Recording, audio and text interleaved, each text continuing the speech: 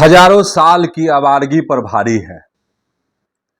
हजारों साल की आवारगी पर भारी है वह एक रात जो तेरी याद में गुजारी है। हमें यह फक्र कि हम हुस्न के मुजब्बिर हैं, उन्हें यह नाज की यह तस्वीर तो हमारी है।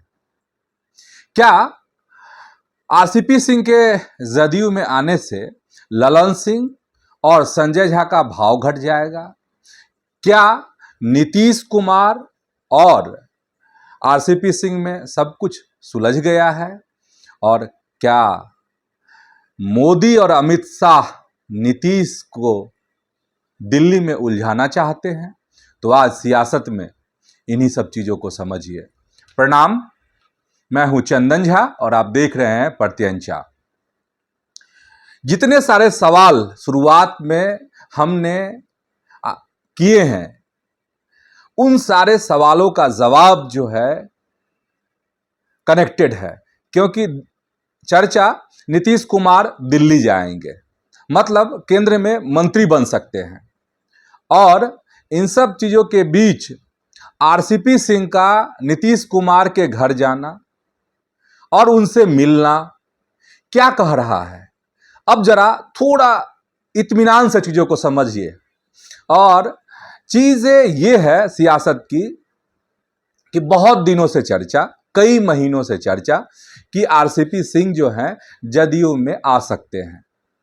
लेकिन दिलचस्प ये कि जब यह चर्चा शुरू हुई तो उसमें से जो नीतीश कुमार के इर्द गिर्द रहने वाले राजनेता हैं, अब जैसे ललन सिंह, संजय झा, अशोक चौधरी, विजय चौधरी, आपको लल्लन सराफ, संजय गांधी, जो ऐसे लोग हैं, उन लोगों का कोई बयान आरसीपी सिंह को लेकर नहीं आया।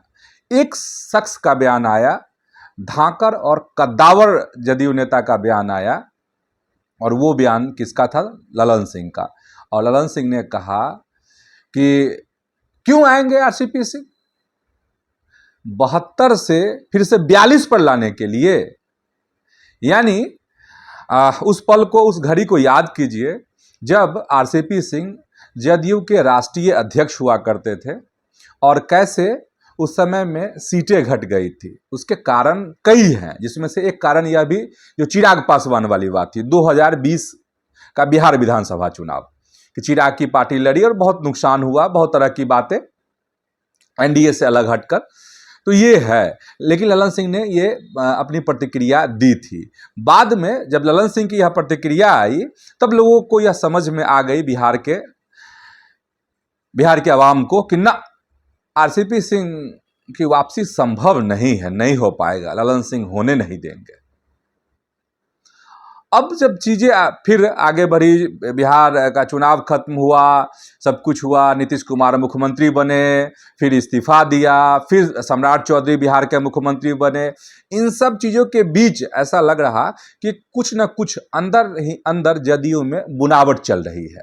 और जदयू में बुनावट की बात अगर करेंगे तो आप इसको बहुत महीन रेखा नहीं है जदयू में, मोटी रेखाएं हैं। दो मोटी रेखाएं हैं। एक रेखा है जिसमें अभी आपको दिख रहे हैं कौन कौन, तो विजय चौधरी, विजेंद्र प्रसाद यादव, ललन सिंह, संजय झा, ये मोटी रेखाएं हैं। एक दूसरी रेखा जदयू में है और वो है, उसमें श्रवण कुमार, मनीष वर्मा और भी नेता। तो इस तरह की रेखाएं, दो रेखाएं हैं। तो एक रेखा अभी हावी है और यही है कि, और जिस समय टिकट का बंटवारा हो रहा था उसमें भी यही हंगामा हो रहा था कि संजय झा खेल कर रहे हैं, ललन सिंह खेल कर रहे हैं, बहुत तरह की बातें हुई थी। बाद में नीतीश कुमार ने इसमें इंटरप्ट किया था और बहुत जगह के टिकट बदले भी गए, बहुत तरह की बातें भी हुई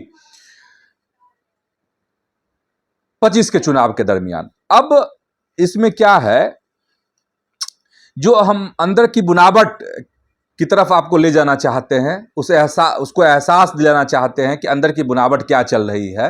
अंदर की ये बुनावट चल रही है, एक रेखा दूसरे रेखा को मिटा देना चाहती है, खत्म कर देना चाहती है। अब इसमें क्या है, मनीष वर्मा हो, श्रवण कुमार हो या अन्य कोई नेता हो, ऐसे नेता जो हैं, जो पहली रेखाएं हैं, अभी फ्रंट लाइन जो है वो रेखा को बीट नहीं कर पा रहा। कौन? तो दूसरी रेखा। तो दूसरी जो रेखा है, ऐसा लग रहा है, जो अंदर खाने की बुनावट को अगर समझिएगा तो चाह रहा है कि लोग आरसीपी सिंह को ले आए, और आरसीपी सिंह अगर आ गए तो बहुत मजबूत हो जाए, मतलब दूसरी रेखा भी बहुत मजबूत हो जाएगी। और दूसरी रेखा जब मजबूत हो जाएगी तो ऑटोमेटिक है कि पहली रेखा के भाव कम हो जाएंगे। ललन सिंह के, विजय चौधरी के, विजेंद्र प्रसाद यादव के, संजय झा के, ऐसे लोगों के भाव कम हो जाएंगे। मतलब उतनी नहीं चलेगी जदयू में आरसीपी सिंह के आने पर। इसलिए बहुत तरह की बुनावट कहिए, अंदर खाने बहुत तरह के रिएक्शन चल रहे हैं जदयू में। अब समझना यह है कि आज सुबह सुबह पहुंचे, मतलब शनिवार को सुबह सुबह पहुंचे नीतीश कुमार से मिलने के लिए। कौन? तो आरसीपी सिंह। और आरसीपी सिंह जब मिलने के लिए पहुंचे तो वहां पर क्या होता है कि उनको जो खबर आई, जो मीडिया रिपोर्ट है उसके मुताबिक कि 20 से 25 मिनट उनको इंतजार करना पड़ा आरसीपी सिंह को नीतीश कुमार से मिलने के लिए। और इस दरमियान खबरें यह चलने लगी कि मुलाकात नहीं हुई।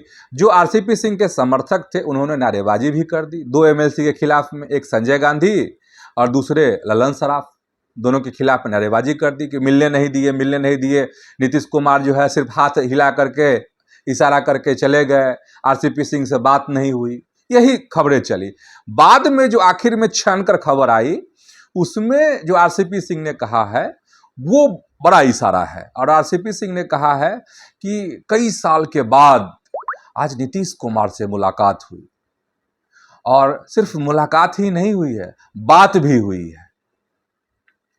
और यह भी जब सवाल मीडिया का हुआ, पत्रकारों का हुआ, तो यह भी आरसीपी सिंह ने कहा कि देखिए आगे बहुत कुछ हो सकता है। मतलब कि क्या उनकी जदयू में वापसी हो रही है? अगर वापसी हो रही है तो कब तक होगी? ठीक है, तो ये इसका जवाब उन्होंने ऐसे दे दिया है आरसीपी सिंह।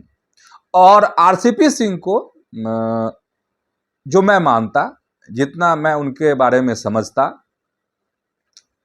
और कई दफे जब मेरी उनसे बात हुई है तो उसमें यही बात समझ में आ रही है कि आरसीपी सिंह एक मजे हुए खिलाड़ी हैं। हाँ, ये है कि जब जदयू छोड़ के गए, इसके बाद जो है वो रुतबा उनका नहीं रहा। इसके पीछे बहुत सारे कारण हैं, लेकिन आरसीपी सिंह आईएएस रहे। आरसीपी सिंह एक अच्छे लीडर हैं, और अच्छे लीडर के सेंस का मतलब हम आपको ये बताना चाह रहे हैं कि आरसीपी सिंह मैंने एक अच्छे संगठनकर्ता, किसी संगठन को चलाने के लिए जो होनी चाहिए वो सारी चीजें आरसीपी सिंह में है। इसीलिए मैं कह रहा कि एक अच्छे लीडर हैं आरसीपी सिंह। अब पार्टी में एक दूसरे का काट तो चलता ही रहता है। जब वक्त आता है तब लोग चाल चलते ही हैं, और कोई उसमें विजयी हो जाता है, कोई हार जाता है, तो ये सब चीजें तो चलती रहती हैं। लेकिन आरसीपी सिंह जो है एक अच्छे संगठनकर्ता हैं। अब सवाल ये है कि क्या सब कुछ सुलझ गया? जिस तरीके से उलझा ऐसे था, एकदम शॉर्टकट में बताते हैं कि आरसीपी सिंह जो है, नीतीश कुमार चाह रहे थे कि मोदी कैबिनेट में 2 मंत्री हों, लेकिन आरसीपी सिंह उस समय में जदयू के राष्ट्रीय अध्यक्ष हुआ करते थे और वह खुद वहां पर मंत्री बन गए।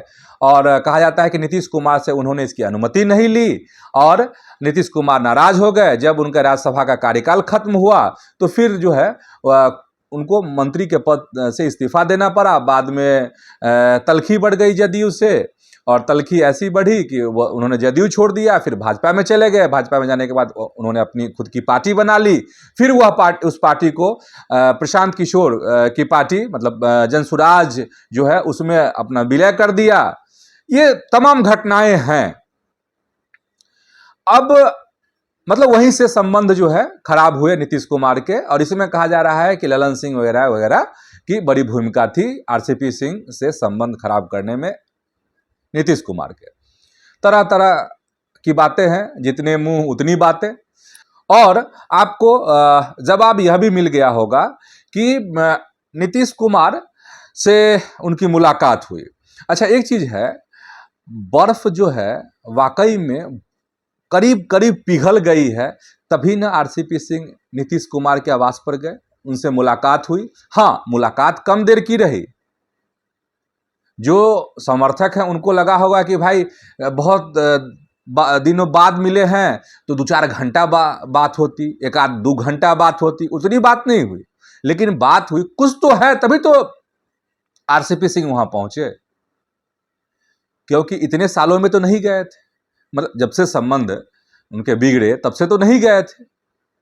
मतलब यह है कि बर्फ बहुत पिघल चुकी है, बस थोड़ा सा और मेल्ट होना बाकी है, जो चीजें लग रही है। और इसीलिए उन्होंने कहा है कि आगे बहुत कुछ हो सकता है। तो देखिए आगे बहुत कुछ क्या होता है जदयू में, और उस खबर को समझिए, दोनों एक दूसरे से जुड़ा हुआ है। अब क्या है कि चर्चा है कि नीतीश कुमार की ये हो सकती है, कहाँ, ताजपोशी दिल्ली में। कौन से, मतलब मंत्री वाली ताजपोशी, मोदी कैबिनेट में वह शामिल हो सकते हैं, इसकी चर्चा बहुत तेज है। और कहा जा रहा है कि नीतीश कुमार को दिल्ली इसलिए बुलाया जा रहा है, लोग कह रहे हैं कि अगर नीतीश कुमार, अगर सब कुछ ठीक ठाक रहते तो उन्होंने मुख्यमंत्री का पद क्यों छोड़ दिया, और सब कुछ बढ़िया है, जब वो देश में के मंत्री बन सकते हैं, किसी विभाग का मंत्रालय संभाल सकते हैं, तो फिर बिहार क्यों नहीं संभाल सकते थे, क्यों नहीं वह मुख्यमंत्री बने रह सकते थे, ये सवाल है। तो जो बात समझ में आ रही है वो ऐसा लग रहा है कि नीतीश कुमार को अगर मंत्री बनाया जाता है, अगर यह संभव होता है, तो एक भाजपा की बड़ी सियासी चाल इसमें हो सकती है। और सियासी चाल यही हो सकती है कि नीतीश कुमार को दिल्ली में उलझा कर रखा जाए, ताकि बिहार की जो सियासत है और जो उसकी कमान है वह भाजपा के हाथ में जो है 100% बरकरार रहे। मतलब यह कहा जा रहा है कि अमित शाह और पीएम मोदी जो हैं नीतीश कुमार को दिल्ली में उलझा कर रखना चाहते हैं। और मतलब यह भी है कि अगर नीतीश कुमार दिल्ली में ज्यादा वक्त देंगे, वहां केंद्र में मंत्री बनेंगे, और केंद्र में मंत्री बनेंगे तो पूरे देश भर में उनका दौरा होगा, भ्रमण होगा, तो बिहार पर पैनी नजर कौन रखेगा। तो कहीं इसके लिए आरसीपी सिंह को तो नहीं फिर से लाया जा रहा कि एकदम पैनी नजर रखे, क्योंकि एक रेखा बहुत आगे निकल गई है, उसकी रेखाएं बड़ी लंबी हो गई है, दूसरी रेखा जो है उतनी लंबी नहीं हो पाई है, मतलब दूसरा जो गुट है जदयू में। तो सबको बैलेंस करने के लिए कहीं आरसीपी सिंह का सही में आगमन नहीं हो जाए जदयू में। देखिए क्या होता है, लेकिन सियासत जो है वो बड़ा इशारा कर रही है बिहार की। और जो तमाम सवाल हमने शुरुआत में किए हैं, उन सारे सवालों का जवाब भी मुझे लगता है कि इस वीडियो में आप सबों को मिल गया होगा। तो आज की सियासत में इतना ही। यूट्यूब पर प्रत्यंचा को आप सब्सक्राइब कीजिए, वीडियो को हाइप कीजिए, और फेसबुक पर प्रत्यंचा के पेज को आप फॉलो कर लीजिए। वीडियो अगर पसंद आया हो तो आप इसको लाइक कीजिए और शेयर भी कर दीजिए। आज इतना ही, धन्यवाद, प्रणाम।